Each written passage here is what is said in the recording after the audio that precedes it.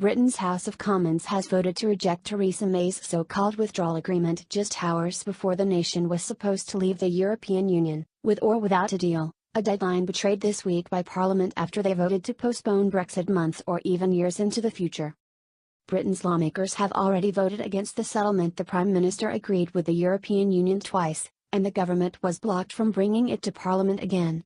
Yet by splitting the deal into two pieces, the Brexit in name only apparently comes before Parliament again as a different vote in spirit only.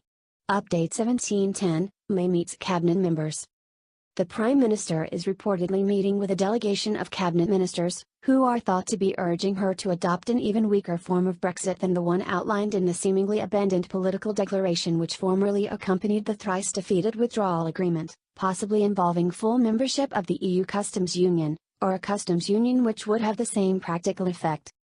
This would almost certainly kill any chance of the United Kingdom being able to strike new trade deals with countries like the United States, Australia, and New Zealand after Brexit, and leave the EU able to barter access to British markets without Britain's political representatives having any say in the matter while striking its own trade deals.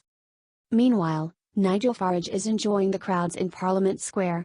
Update 1705, EU's Brexit negotiator floats upgrading May's worst deal ever to worst deal ever plus customs union.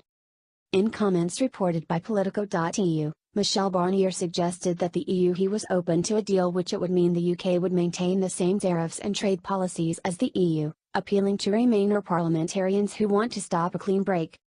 We are ready to be even more ambitious should the UK's red lines evolve. For instance, we are open to work on the principle of a permanent customs union should the UK decide to take this path, Mr. Barnier said at the College of Europe campus in Warsaw, Poland.